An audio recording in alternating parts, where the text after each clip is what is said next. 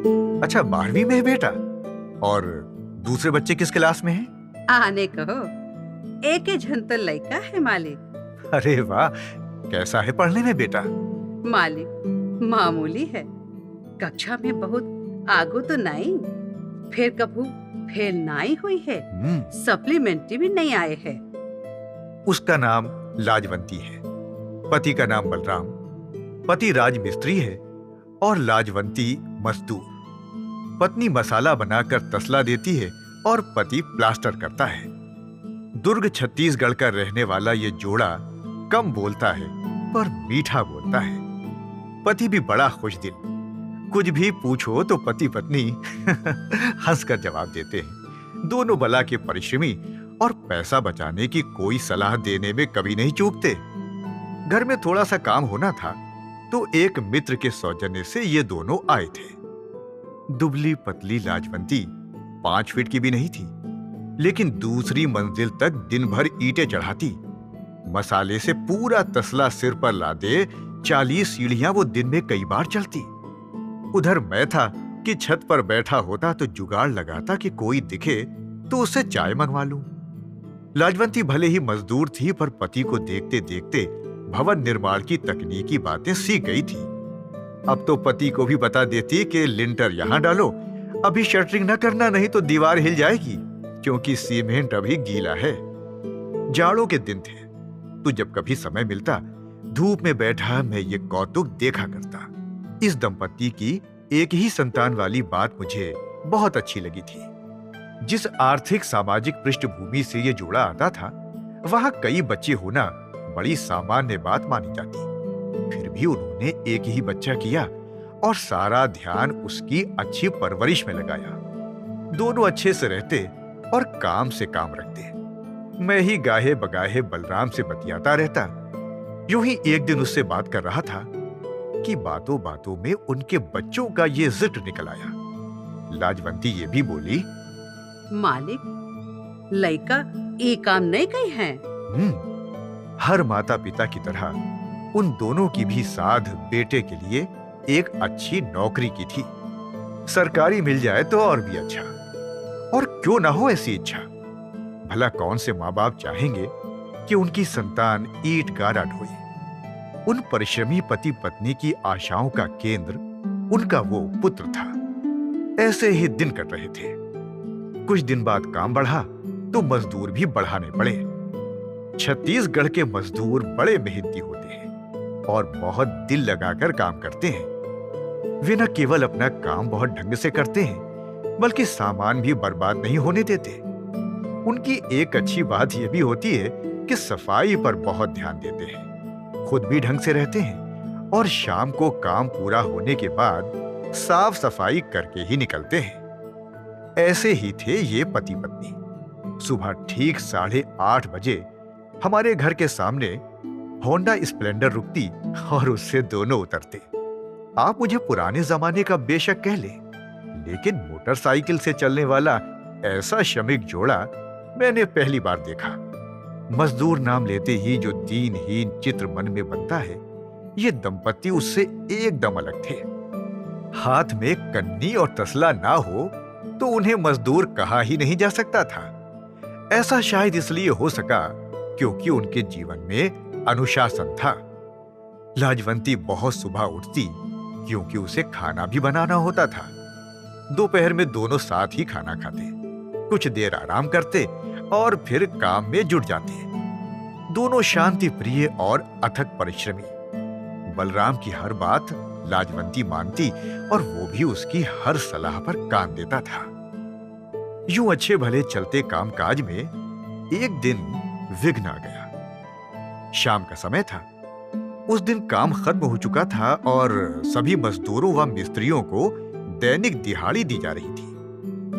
लगभग 2 हफ्ते से यह नित्य का नियम था।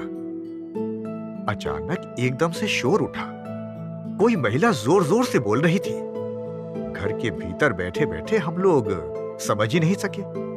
पहले तो लगा सड़क पर कोई टंटा हो गया है, लेकिन फिर जब लोगों के बोलने की आवाज आई तो हम भी बाहर निकले। वहां देखते क्या है कि मजदूर एक घेरा बनाकर खड़े हैं और बीच में लाजवंती है, क्रुद्ध और तमतमाई हुई। वो इतनी छोटी थी कि मजदूरों के बीच खड़ी दिखी नहीं रही थी, लेकिन उस दिन अपने क्रोध में वो सब पर हावी थी, सब चकित। ये क्या हो गया इतनी शांत महिला को? हम लोगों को देखकर वो चुप तो हो गई, लेकिन उसकी भ्रुकुटियां चढ़ी ही रहीं, जबकि पति बचाव की मुद्रा में था। हमने बात समझनी चाहिए तो जो पता चला, उससे लाजवंती के प्रति सम्मान और बढ़ गया।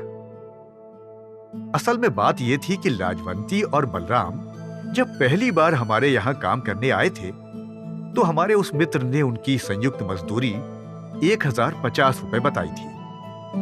700 रुपए बलराम के और 350 रुपए लाजवंती के, और हम वही देते आ रहे थे। इस बीच 3 और मजदूर आ गए, तो उन्हें बलराम 400 रुपए प्रति मजदूरी देने लगा। दिहाड़ी के इस अंतर की तरफ ना हमारा ध्यान गया और ना बलराम ने ही किसी से लाजवंती के पैसे बढ़ाने को कहा। हो सकता है मित्र के कारण बेचारे ने हमें कोई डिस्काउंट दिया हो। जो भी हो, लाजवंती को पैसे कम मिल रहे थे। जरूर ही उसने घर में एतराज दर्ज कराया होगा, लेकिन बलराम ने ना तो किसी से कुछ कहा और ना ही उसके पैसे बढ़वाए, और यही लाजवंती के रोष का कारण बना। दूध में कभी तो उबाल आना ही था, तो उस दिन आ ही गया। लाजवंती बार बार गुस्से में एक ही बात कही जा रही थी। मर्द लोगन से कम काम करत हो का मैं, है? कम काम करत हो का मैं? जे मोर बाद आए हैं, ते मोर ले ज्यादा ईटा बोधे का। मैं मेहनत नहीं करो का? मैं मेहनत नहीं करो का? है मालिक? नहीं करो? ओए मालिक, ओए आदमी आए न, ओते ज्यादा पैसा मिल ही है। वो आदमी आए ना, वो आदमी आए तो ते ज्यादा पैसा मिल ही है। छत्तीसगढ़ी मुझे नहीं आती है तो ना सही, किंतु उसके क्रोध से मैं उसके कहे का मतलब समझ रहा था। उसके पति ने अर्थ भी बता दिया था। उसने बताया कि आदमियों से कम काम करती हूं क्या मैं? जो मेरे बाद आया है वो मुझसे अधिक ईंटें उठाता है क्या? मैं मेहनत नहीं करती क्या? वो आदमी है तो उसको ज्यादा पैसा मिलेगा। लाजवंती के एक भी प्रश्न का उत्तर किसी के पास नहीं था, सब चुप। और जब उसने ये कहा कि उसे कम पैसे से शिकायत नहीं है, उसकी शिकायत तो यह है कि एक बराबर मेहनत के बाद भी उसे मर्दों से कम पैसे दिए गए, तो हमारी गिलानी का अंत न था। हम अवाक। ना उसका पति बोल पा रहा था और ना हम लोग। स्त्री स्वाभिमान का यह बिल्कुल ही नया रूप था। लाजवंती के तमतमाए चेहरे पर अजब सी लपक थी। एक अकेली लाजवंती ने मेरे सहित सारे मर्दों की बोलती बंद कर दी थी। उसे कम पैसे देने का कोई औचित्य जो नहीं था, कोई कारण ही नहीं था जो उसे कम मजदूरी दी जाती। और फिर भूल सुधार हुआ। उसी समय उसकी मजदूरी बढ़ाई गई, उसका घाटा भी पूरा किया गया। लेकिन वो तो एकदम निर्विकार रही। पैसे की तरफ उसने ध्यान ही नहीं दिया। 50 रुपए की बढ़ोतरी कोई मायने नहीं रखती थी उसके लिए।